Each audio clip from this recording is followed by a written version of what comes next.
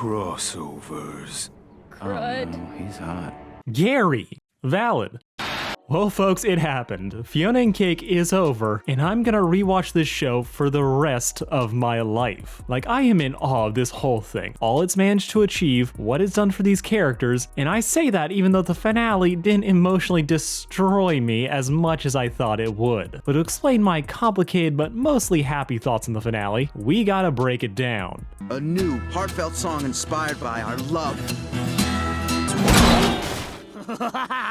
So episode 9 begins with a misdirect mirroring the opening of episode 1, where Fionna is dreaming. Only rather than the magical world she wanted, Fionna dreamed of the magical world she feared she might get. A seemingly idyllic fusion of her hometown in U, only for her lingering guilt of what happened to Simon to bleed through, leading to this world having just horrific twists. From Gary being a monstrous pile of gum, Marshall being the non-sexy variant of vampire, and Simon's corpse being in the fridge, in a not so subtle metaphor for fridging characters, a situation in which a character is killed off unceremoniously to emotionally devastate someone else. And this all reflects Fionna's uncertainty in her actions, that getting the magic back may not be worth it. And what's worse, it may not be the dream she originally cooked up in her head, as she thinks she might be robbing the rest of Denizens of the choice to decide what they want to be, with that guilt hanging over Fionna's head. While Cake is content to finally get drunk on margaritas, as she's basically getting everything she wants, and she's not overthinking it, or in this case, maybe underthinking it. This whole dream sequence is a fun, nasty piece of work, with the sight of LSP being ripped open and devoured by squirrels being a highlight because fuck 'em. Does everybody know where they're headed? Yeah, he had this one coming. But upon opening their eyes from the dream, Fionna and Cake realize that they're back home, but there's no magic yet. Now this creates a fun little scenario where they expect the magic to be coming any minute now. However, said lag gives them enough time to start worrying about just how this is actually gonna work, as they know the magic's gonna come back, but they have no idea how this is gonna affect their world, and explaining the situation to Gary and Marshall only leads to more questions with less than stellar answers being on the table. Also, quick shout out, Fionna is ecstatic for Gary and Marshall being a couple, just happy for them, and I can relate. But these two boys are very worried about the magic coming back, as they're not entirely sure what's gonna happen to them, if they're just gonna become magic and nothing else will change, or if their memories will be completely rewritten, with Fionna being unable to assuage any of those fears, as her recollections of the various versions of them that they've met is just, she knows that they're gonna become a prince and a vampire, but then they could also become mortal enemies. So there's a lot that could go wrong here, and she is very much worried with what she's signed up for, as these two who just found each other are not ready to lose that. And this sets up the finale of Fionna and Cake's arc, where they finally choose to embrace the world that they have, rather than let Simon sacrifice his life to improve theirs. Don't change anything. This is the world we want to fight for. And this is kind of where some of my issues with the finale starts. But first, let's talk about something that I unambiguously love, which is Simon's everything. Simon has been the MVP of this entire show, so it's fitting that his arc just gets the best conclusion. This whole show has been about Simon feeling like he's just doesn't have a place in the world, that without Betty, he's lost and can't find happiness. So he chases after Betty's memory, which leads to the events of the story happening. That after all of he's seen, all of he's experienced, that he finally gets just slapped in the face with one giant metaphor, and that makes him confront the flaws in him and Betty's relationship. As we watch the Lich, who decided to jump in here too, apparently, who far from being reprogrammed like I thought, my B guys, turns out the man was just depressed. He felt like life was unfulfilled by killing all life, so he demands Gold Betty for answers, only for him to get turned into core, which is a great, horrific visual and an interesting way to explain all those little floating shapes around Golb. But the real piece de resistance is when Simon finally gets to try and talk to Betty, as really, he's just talking to himself at this point, about all of his failings, feeling like he gave up the chance that Betty gave him, and that right now he thinks he has a purpose, that he can put on this crown and do the same thing that Betty did for him, except he's doing it for Fionna. But him sacrificing himself is still very much against the wish that Betty made. So rather than letting him go through with it, he gets forced into the body of Shermie, the future versions of Finn and Jake who were shown in the finale of the series. This is thousands of years in the future after some other unnamed apocalypse happened. This is a fun callback. I'm not entirely sure if this was needed, but it's a fun way to get Simon to go find the book that turns out to be the metaphor for his entire adventure, as this thing turns out to be a choose your own adventure, and in playing it, he makes all the same mistakes he did in life. always choosing for him and his partner, ignoring how obsessed they were with him, with their decisions leading to a no-win scenario where his only options were to let the person that he loved die or to save them at the cost of losing all memory of them. A reflection of what happened between him and Betty when they were trapped inside of Golb, with Beth succinctly pointing out that these options suck, but they are the only ones available as they are the conclusion to all the previous ones that led up to this point. Simon finally recognizes that the power imbalance between him and Betty, how she gave up so much of her own needs for his, and that while they were in love, he was still damned by the fact that he didn't realize what was going on. He was finally able to let Betty get on that bus, and that he was able to accept that he can't undo the past, that they both made their choices, but at least now he can finally live with them. Betty and Simon finally get a chance to say goodbye to each other, and I love everything about this ending. Sure, the video game metaphor is a bit wonky. Like really, we've known about this problem for years. It was spelled out to us like nearly 5 years ago. I spent so much time dedicated to Simon, I'm not sure there's even any me left anymore. So for this to be the thing that makes Simon realize his mistake, it's a bit hokey, but that's kind of just Adventure Time in general. But I do think that the metaphor about the ending that they got being based on the choices that they made really makes a video game metaphor work. Though again, to tell it via Shermie and Beth, it's kind of a moot point for me, as we really didn't need them to get Simon to play a video game, but still pretty cool to see them again, so I'm just gonna let it slide. Like the episode is a little bit slow, but the penultimate episode I think is solid. Simon's arc is great, and everything else is where I start to have questions. Would it be okay if we just stayed here? What the fuck, bro?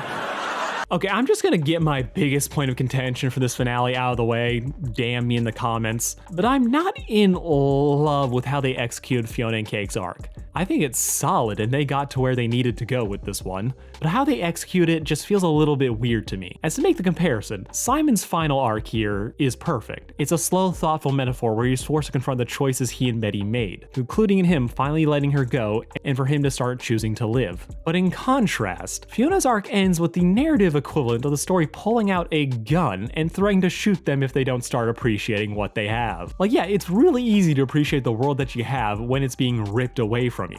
But for how much angst we've had to get to this point, it kind of just feels like an ending and not like this grand emotional conclusion to everything that's been built up before. Not to mention, the story has constantly hyped up Fionna and Cake being able to choose their own life and for them to be able to pick what form they want. But despite them spreading the choice to the rest of the denizens through the universe of it only ever feels like Fionna and Cake are the only ones who get to choose what they want to be, which renders Fiona's whole bit about giving everyone else the same choice to ring just a little bit hollow. No one in this universe is able to choose to go back to their more magical form. That they were all forced to become this normal version of themselves on account of Simon losing his magic, but Cake's the only one who ever gets a chance to go back to what she used to be, as it's established by Cake that this is what she's always wanted to be. And we also know that all the denizens of all dream of being this more magical version of themselves. So for them to not really have a choice, to not really go back and become something else, it leaves Fiona's decisions to just kind of be yay altruism. This to me just kind of feels like a blind spot where the story has to rush to the right conclusion, but not really practice what it's preaching. Not helping the fact is that the actual conclusion to them being the scarab is just kind of alright. Like Fiona decides she's just gonna fight for her world. Then she spreads the universe in a move reflective of allowing everyone to finally stop being one person's fanfiction and giving them all true self-determination, only for them to then choose to do nothing. Where after that, the world is canonized, but we don't know if that was because of what she did or because Prismo's boss decided otherwise, or even that Betty decided to do it for them. With the scarab just losing his shit and trying to just destroy the world by hand, Prismo, who just broke free via Knuckles, dumps a bunch of people into their reality, only for them to do nothing as all they apparently needed were the apples. So Fionna and Cake could curb stomp the baddie with an assist that could have been any other character in this story, not specifically these ones. This finale is fun, but all this together leaves it so that Fionna and Cake's story, the story of this world, doesn't feel as fulfilling as I feel like it needed to be. The arc for their character tracks. Fionna learns to appreciate what she has, to embrace those around her instead of longing for some other magical world. But in execution, I feel like it just falls a little bit flat to me. What the show did with Simon felt meaningful. It felt like the show really had something to say, but for Fionna and Cake's story, it just feels like their whole narrative just kind of ends, with there being no better example of this than Jay and LD getting to stay in this dimension. As last we checked, Farm Fid's head was impaled on the ground, with us never getting any confirmation if he survived that or not. This would be fine if these were just two orphans on the run trying to keep safe in a hostile society. But it's not just the two of them. Jay has a whole horde of siblings that are just still out there in Farm World. We don't know if Farmfin is alive, and it's never confirmed that he is, so far as we know, Jay just left his siblings to die. So I really can't say that this is the right ending for these two, as the circumstance of their situation makes me second guess if this is like the right ending for them, which I kind of feel about Fionna and Cake's arc as a whole. I think it mostly works, but we jumped to a conclusion. We did 95% of the work, but we're missing that final 5% to really just make it satisfying. But for all that said, I do love the final montage and just showing how this world progressed to be a more fantastical one. Loose Shift by Kendall is gonna be stuck in my head for months, and I never want it to leave. Gary gets his bakery, Marshall's protesting high rent. Fionna is gardening with Hunter, planting dandelions, proving again what they said about how it's context, not the label, that determines what a weed is, and how these wildflowers can grow and flourish when they're allowed to, and how this universe only needed to be given a chance to flourish. This is an ending that I love. It's hopeful, it's fun, we get to see everyone finally living their best lives, while the story implies all the future adventures that will be had. Even the Scarab gets a nice ending, as while he may be now stuck working with Prismo, the Wishmaster has taken Scarab under his wing and showing him the joy of creating his own story. And that means that the story that was started by a fanfiction ends with the beginning of a new one, which to me, perfect way to end this series, as even if it stumbled, this was easily one of my favorite shows of the year, and if the implications are true, we might be getting a season 2, though I kind of doubt it, but I'm a shill for this series, so I won't turn it down. Like, again, really love this episode, don't want to sound too negative, but I'm still in the process of processing all of that, and I'm gonna give a more detailed wrap up in my just review of the entire series. So the rest of this is just gonna be my stray thoughts, as this is my first impression. So just to get to anything else rattling around in my head, we got baby Finn back. Awesome, but a sick part of me kind of wish he stayed in Vampire World. As yeah, he's a baby, but that baby had a tank, and it would be so funny to me that he would grow to become just like the Blade of this dimension. Like, this world is meant for the misfit, for those that didn't fit into what was originally created. But it does feel like that maybe running away from your problems isn't just the correct answer for every world. But for some of these places, maybe someone should stick around to fix what's broken. I think that for baby Finn in the Vampire World, and I kind of feel that about Jay and LD in Farm World. Their world is difficult, but it's not really broken.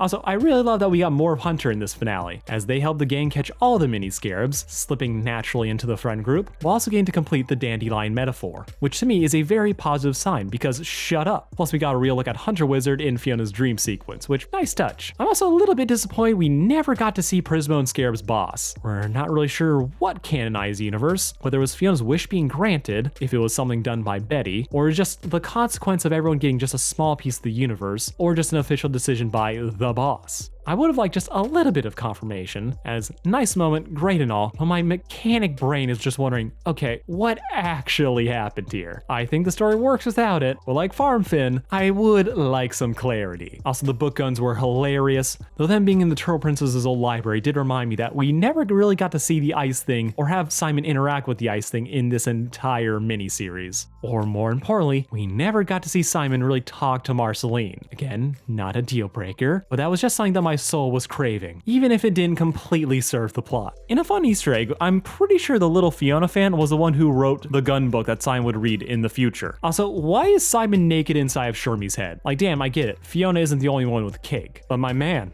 that's a child. Finally though, I do love that Fionna and Simon are still talking to each other, even though they're now in different dimensions. That's a cute touch, and after how much they bonded, it does feel right that the connection between them keeps going. That Simon does need to move out of that town, to get a home with some walls, where people treat him as a person, not a commodity, and that the lesson that they both learned is something that they're gonna unlearn and relearn throughout their lives. It's a constant process, and it's all just a struggle of growing up. Overall, I enjoyed this finale. Some weird bits that just made me scratch my head, but the montage at the end hits perfectly, and after all the goodness that came before, I just can't stay mad at it. While not a perfect finale, it's got some great bits, and nothing is bad, just a little bit weaker than I expected. But I'm gonna stew on this one a little bit more, write my full review of the series, so subscribe to be lured to that. Also, Simon X Betty, it's coming, stay tuned. Also, Flame Prince is dating Fern. Oh my god, this is really funny if you think about it as a rebound.